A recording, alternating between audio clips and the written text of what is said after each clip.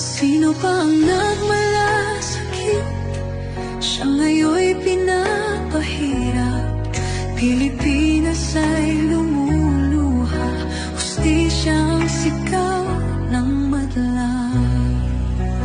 Tatay, di ko hindi ka nag-iisa. Milyon-milyong puso ang kasama. Ang bayang minahal mo ng tapat, hindi kailanman lilimot sa iyong hirap.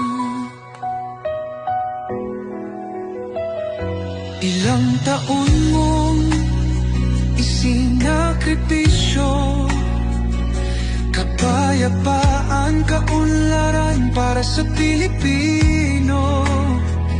Ngunit ngayon'y dinadala sa dayuhan, parang wala nang saysay ang paglaban.